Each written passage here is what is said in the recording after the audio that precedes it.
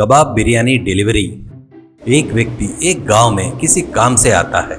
वो वहां पर अपने दोस्त के पास से काम खत्म करके अपने गांव वापस जाने के लिए वापस बस स्टैंड की तरफ निकलता है।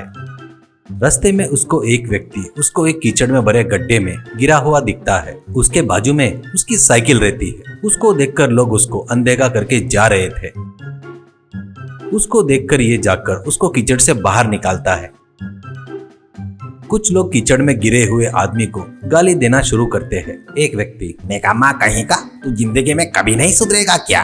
तेरे को बताए तो उस बैल को बताए, एक ही बात है, ऐसा कहता है। तो और एक व्यक्ति, वो क्या बदलेगा, वो नहीं बदलेगा, उसका उल्टा दिमाग है, कुत्ते की दुम को कोई सीधा कर सकता है क्या, ये भी वैसा ही है, करके गाली देते रहते हैं। वो किसी की तरफ ध्यान नहीं देते हुए साइकिल लेकर चला गया।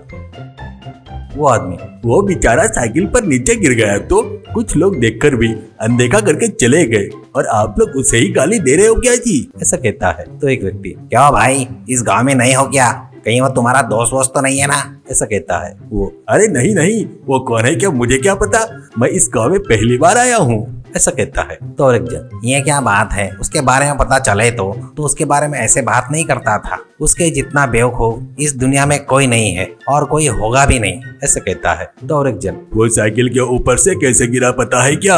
ऐसा कहता है। तो वो, अरे नहीं पता जी, ऐसा कहता है। तो ये देख, अभी कुछ देर पहले मैंने साइकिल चलाते हुए वीडियो बनाया है, करके अपने मोबाइल में वो वीडियो दिखाता है। वो वीडियो देखे तो उसमें वो साइकिल उल्टा होकर चला रहा था और वो वैसे जाकर बैलेंस बिगड़कर कीचड़ में गिरते हुए दिखाई देता है।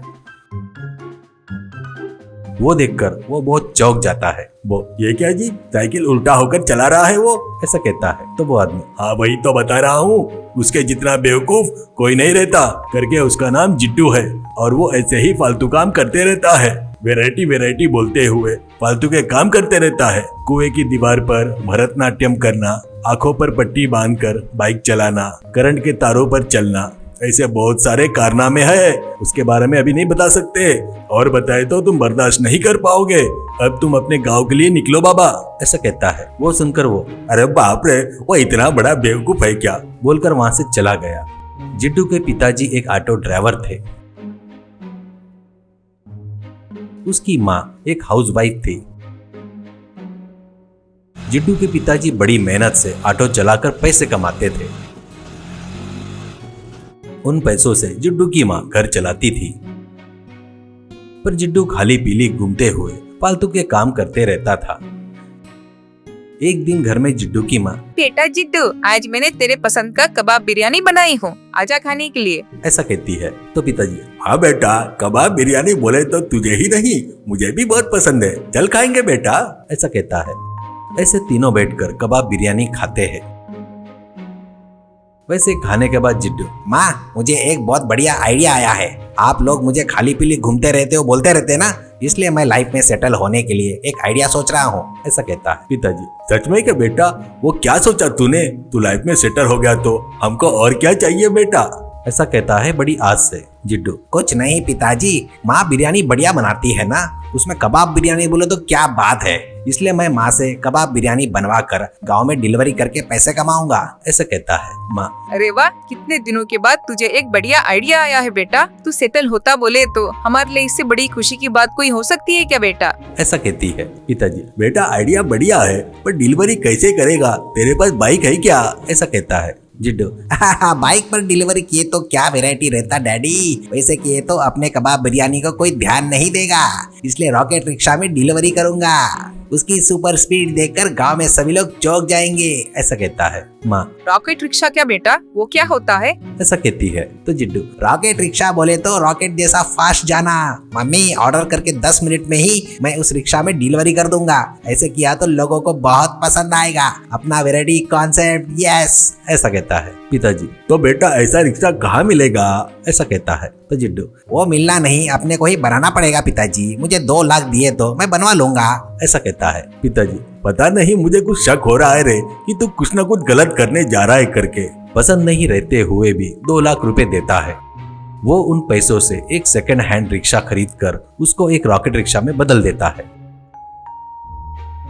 बाद में गांव में वो दीवार पर नोटिस चिपकाता है। उस पर कबाब biryani delivery bike rocket rickshaw just in 10 minutes call Jiddu 9855625543 करके रहता है। वो देखकर लोग उस नंबर पर फोन करना शुरू करते हैं। वो अपने माँ से कबाब बिरयानी बनवा कर उस ऑटो में रखकर बहुत तेजी से डिलीवरी करने जाता है। उसकी स्पीड देखकर लोग डरने लगते हैं। उसके ऑटो से आने वाली आवाज से लोग अपने कान बंद कर लेते हैं। ऐसे वो ऑटो बस को क्रॉस करते हुए हाथ ठेले को आड़े आए लोगों को टक्कर मारते हुए जाते रहता है।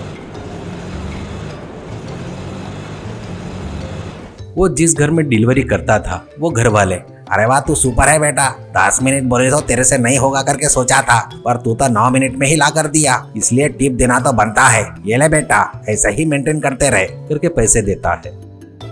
इससे जिड्डू और भी ताव में आ जाता है। उस दिन से जैसे ही ऑर्डर आता वो बहुत तेजी से जाते हुए लोगों को परेशान करते हुए ऑर्डर डिलीवरी करता था। एक दिन उसको एक ऑर्डर आता है। वो ऑर्डर लेकर बड़ी तेजी से वहां जाता है। उसकी ऑटो एक पुलिस स्टेशन के आगे खड़ी थी। वो फोन पे एड्रेस देखता है तो वो एक पुलिस स्टेशन का था। वो ये क्या पुलिस स्टेशन दिख रहा है, कहीं ये ऑर्डर यहाँ का तो नहीं होगा ना, करके बिरयानी लेकर पुलिस स्टेशन के अंदर जाता है। एसआई, अरे आ अंदर आ जिड्डू, वो बिरयानी ऑर्डर तेरे लिए ही किया है, क्योंकि जेल में जो कैदी है ना उनको खाना खिलाने की जिम्मेदारी हमारी है ना, ऐसा कहता है। जिड्डू घबरा कर, ये क्या है सर, क्या बात कर रहे हो, मुझे कुछ समझ में नहीं आ रहा है, ऐसा कहता है। तो तब एसआई उसको जेल में डालकर उसको बिरयानी देकर, तेरे ऊपर अभी केस बुक हुआ है, तू बहुत तेजी से ऑटो चलाता है, इसलिए तुझे जेल में डालकर कल कोर्ट में पेश करूंगा। तेरा गुनाह साबित हो गया तो तेरे को पक्का सजा मिलेगी। तेरी भूख मिटाना मेरी जिम्मेदारी है, इसलिए ये बिरयानी तेरे लिए ही है, तेरे लिए ही ऑर्डर किया, ऐसा कहता है। बस जिड्डू को चक्कर आकर वो नीचे गिर जाता है।